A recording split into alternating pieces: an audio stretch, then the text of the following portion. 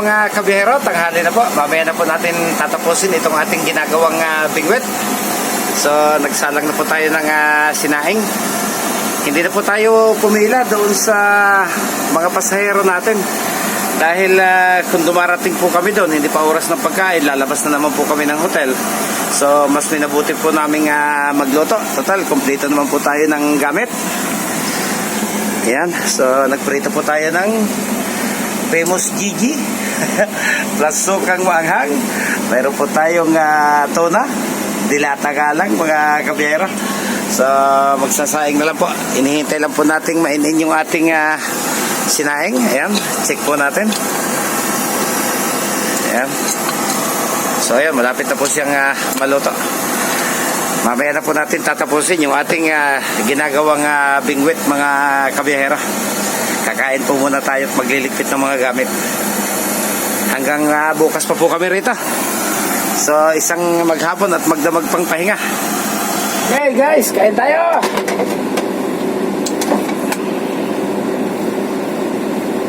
Kain alabitayin.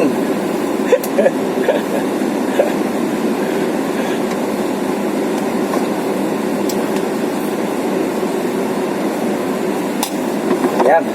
Wala tayong pag-aalaganan. Wala tayong hiya-hiya. Dahil ang pagkain ay sarili nating luto. Wala tayong pag-aalaganan sa mga ibang tao. Kaming dalawa lang po ni Joey ang nandito. Tayo lang mga walang hiya. Yung pala huwag kayo mahiya. So bagong luto, mainit ang kanin. At pagkatapos natin kumain, ay saka po natin aayusin ulit yung ating bingwit mga kabiyero. Baka sa mga susunod na araw, malapit sa dagat o sa ilog po yung ating mapupuntahan.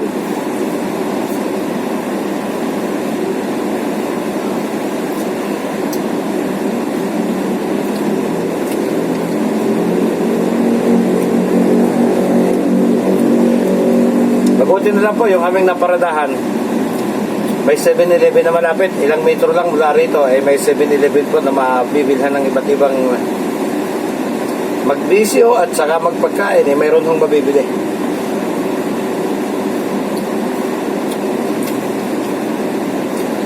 Hindi po doon hindi katulad sa ibang lugar. Kung minsan po napupunta kami sa lugar na kahit sari-sari store halos wala kang mabilihan. O kung may nagtitinda ba ipinagbabawal ng resort. So maswerte na tayo dito sa Subic. Kahit saan ka sumuling may mabibilihan. So hindi tayo magugutom.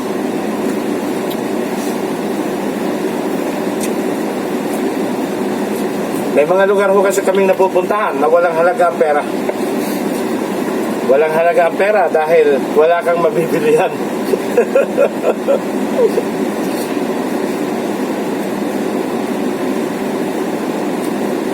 Ang isa sa lugar na magandang puntahan kahit hindi ka pakainin ng pasahero, iyan hong sa Bulinaw, Pangasinan. Napakamura ho ng mga seafoods.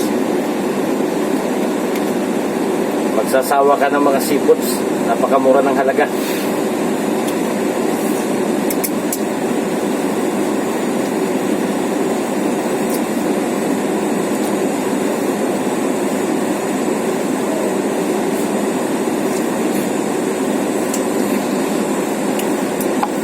Sobrang galing mamingwit ni partner. Ito nahuli niya oh.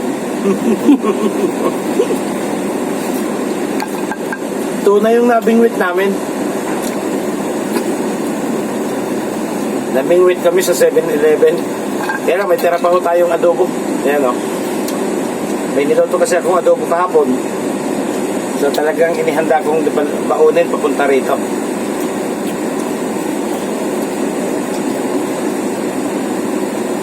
Nagpapakain naman ho yung pasahero. Kaya lang, siyempre may sarili silang event. Hindi natin tansyado yung oras. Ang sinasabi lang sa amin, tansyahin namin yung oras. Kung oras na ng pagkain, magpunta kami doon sa loob. Napakahirap naman ho doon. Pumasok kami kahapon, mag-aalas 2, nagsisimilar pa sila. Inihahanda pa lang yung pagkain. So, hinintay namin nang hindi naman nakakahiya. At sinabihan ko nga si Joey na may lutuan naman yung aking bus. May mga dala naman akong lutuin. So magluto na lang kami para hindi nakakahiya na kami nakabantay doon habang inihahanda yung kanilang pagkain, mga kabiyahero. Mas okay na po yung ganito. Ayos na. Tapos na. Oh, tubig natin malamig pa.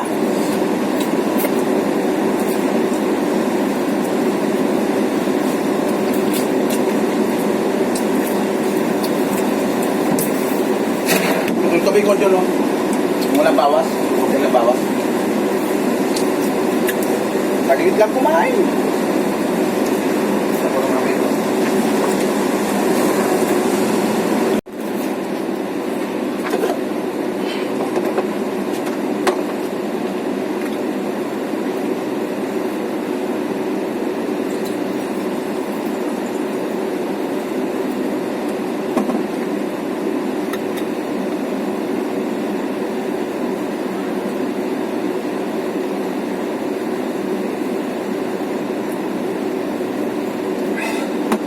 Ang lamig.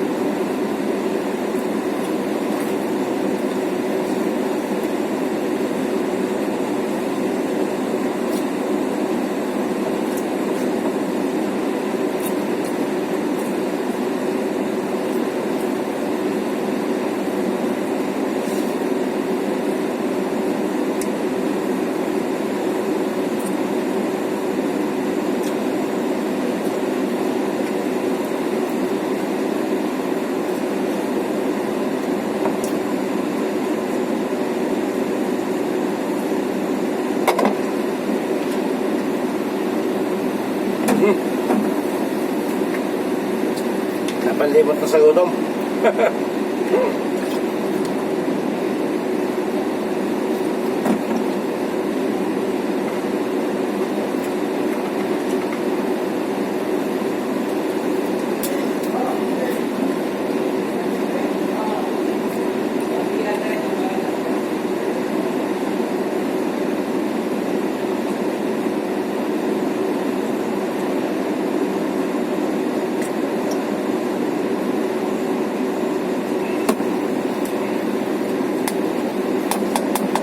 Okay. Tapos na pa tayong kumain. Mamaya, ikibang ko yan. Itong marigo. Lagay na natin sa hugasan. Dito.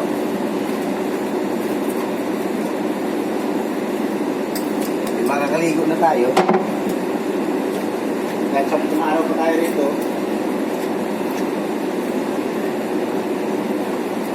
Ay, sarap ng buhay ng biyahero.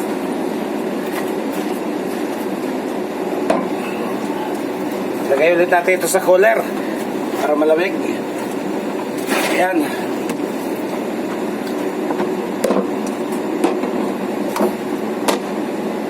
May kaunti pang adobo. Pwede pa mamaya. Okay.